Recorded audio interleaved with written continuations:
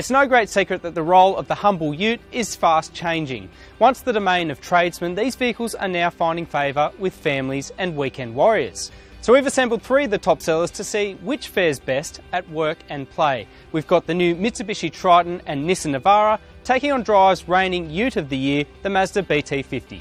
Utes are officially the 3rd biggest new car segment in Australia, behind small passenger cars and SUVs. As a result, car makers are offering safer, more efficient products to cater to changing market tastes. Here are 3 of the most popular picks in the segment, all mid-range dual-cab utes with turbo diesel engines and automatic transmissions.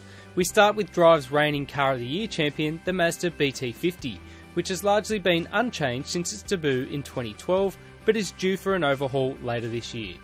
The BT50 is probably the most traditional of these 3 in an actual utility sense, and that's because it's got the single biggest payload of the 3, and it's also got comfortably the biggest tray in the rear, including 6 standard tie-down points. So for those that want a ute more for work rather than play, this one's pretty hard to look past. The BT50 offers the most interior space of these 3, but is also the most expensive, priced at a hefty $50,890 plus on-road costs. It comes fitted with a 3.2 litre 5-cylinder turbo diesel engine that produces a headlining 147 kilowatts of power and 470 newton metres of torque, and is also the cheapest to service. It's easy to see why the BT50, along with the matching Ford Ranger, have found favour with so many customers in Australia.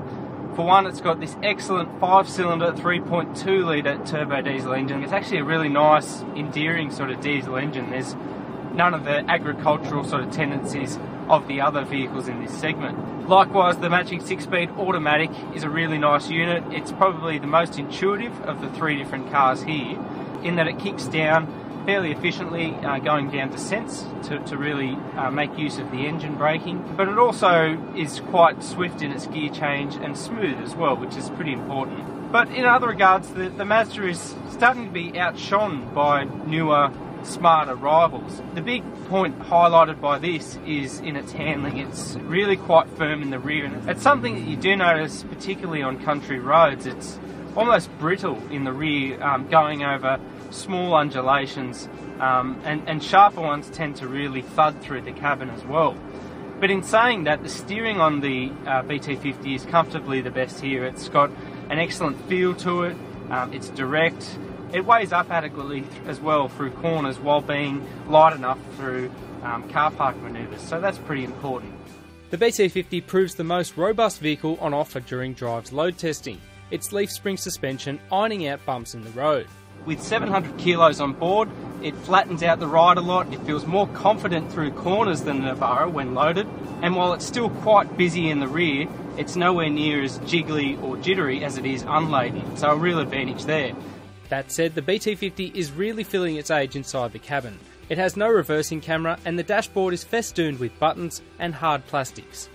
Its firm ride and price are also big detractions, issues that aren't as prevalent with Mitsubishi's updated Triton ute. The new model sports slightly revised underpinnings and a new 2.4 litre turbo diesel engine that makes 133 kilowatts and 430 newton metres. Now, much like the Navara, the Mitsubishi's had quite a lot of underbody revisions made to improve its ride and handling. Probably the biggest improvement though is actually in the interior. It's been cleaned up quite a lot, the aesthetics are a lot better and the ergonomics are better too. It's a lot more comfortable place to be. There's soft seats, there's even reach and tilt adjustment on the steering wheel. The key thing is though that Mitsubishi have managed to do that while still retaining this car's four-wheel drive ability. It's the only one of these 3 that you can drive on high friction surfaces in all-wheel drive. Arguably the biggest selling point for the Triton to date has been its starting price, which is considerably below the mainstream ute set, both in sticker price and in the price you get at the dealership. But I'm happy to say this latest iteration has much more going for it than just its value proposition. Space-wise, it's wedged firmly between the Navara and the BT50 on size. Same goes for its tray size. On the road though, Mitsubishi have made huge leaps and bounds in the way that this car drives. It feels in the middle ground in terms of its bump suppression. It's not quite as soft as the Navara over little bumps in the road, but in saying that, it's nowhere near as firm as the BT50. There are also huge improvements in the way that it drives. The steering is much more direct than the predecessor, it's well weighted, body control is also better restrained than before, and it makes the whole vehicle feel better resolved than what the old Triton used to. Now, the Triton may lack some of the headline numbers in terms of its power outputs, but even with 133 kilowatts and 430 newton meters, it feels really good on the road. It's a nice linear power curve, and interestingly, this car was actually the quickest of the three in our in-house 0 to 100 testing when unladen. The caveat with the Triton compared with the BT50 and the Navara is that there's probably a little bit more prominent lag under 2000 RPM, but once the engine spools up above 2000, it's all go. The Triton is also par for the course in its load carrying ability, even though it boasts the smallest capacities here with a 950 kilogram payload and 3.1 tonne towing capacity. With 700 kilos in the back, it actually settles the ride quite a bit over day-to-day bumps. It wanders a little bit more through corners than the Mazda, but in saying that, it's actually more confident with a load in the back than the Navara, which actually squats quite a bit in the rear and feels more jitter in its ride with the load on board. The Triton is considerably cheaper than its rivals, priced from $43,490 in GLS form. It gets a strong suite of standard equipment, plus a 5-star safety rating courtesy of 7 airbags, traction control and stability control. Finally, there's the Nissan Navara, which was also launched in Australia mid-year. Nissan has made some extensive changes to the Navara under the skin for 2015, including this new engine. It's a 2.3 litre twin-turbo 4-cylinder diesel that makes 140 kilowatts and 450 newton meters. And interestingly, it's actually the fastest of these three cars with 700 kilos in the back during our in-house 0 to 100 kilometre testing. Now, in addition to that, the Navara is the only one of these three utes to have coil springs in the rear, which is also new for 2015. The Navara sits middle of the road for price at $48,490 in ST guise. It gets the same standard equipment as the Triton, with a clean interior that lacks the size of its rivals. It also has the smallest tray. Now, those underbody revisions have brought noticeable improvements to the way the Navara rides and handles. For one, the engine, while being smaller, is much more efficient, and it is quite powerful as well. It's got a nice meaty mid-range. The other improvement on the road is the coil spring rear. It does a really good job of taking the edge out of bumps. But in saying that, the new car probably doesn't live up to all the improvements that Nissan's really spruiked. With regards to the Navara's ride and handling, it's almost as if two teams of engineers have been responsible for the front of the car and the rear of the car. And I say that because the front still feels quite firm. It's almost as if it's been made to carry loads. It's prone to sort of skipping over bumps, it thuds, and you do get a little bit of feedback through the steering wheel as well. But in comparison to the rear, it's almost at opposite ends of the spectrum, and that's because the rear is really soft, it takes the edge out of bumps, and it feels more supple over undulating sections of road. To make matters worse, it's almost as if a third team of engineers has been responsible for the steering.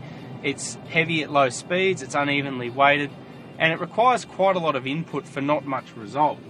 So probably not as responsive as what it could be, and it's a shame because there are some real improvements with this car in the fact that it is more refined, more comfortable, more car-like, but it's not quite there. Despite boasting the best fuel economy of the bunch at 7 litres per 100 k's, the Navara used closer to 9.5 litres in real life. Its 3.5 tonne towing capacity and 986 kilogram payload were also a little underwhelming out on the road. The big downside of having the coil springs at the rear is when you actually have a load in the tray.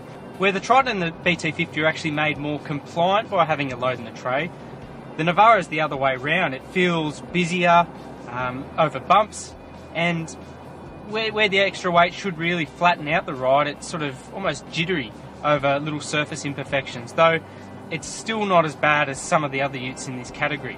The other noticeable feature with 700 kilos on board is that the Navara squats quite a bit in the rear. But having said that, it was the fastest of the three utes in the 0 to 100 km/h test. In a tight battle, it is the BT50 that stands out in a traditional utility sense, mostly for its load carrying ability. However, changing consumer demands mean the ute's role is being redefined. Ultimately, the verdict comes down to what you want to use each vehicle for. Each of these vehicles has their own strengths in either work, play or price, but the most rounded of the three is the Mitsubishi Triton. It might miss out on the headline numbers of its rivals, but the fact is the Triton covers most tasks well, and is considerably cheapest to boot. Until updated products arrive from Toyota, Ford and Mazda later in the year, the Triton makes a compelling choice as a vehicle built for all purposes.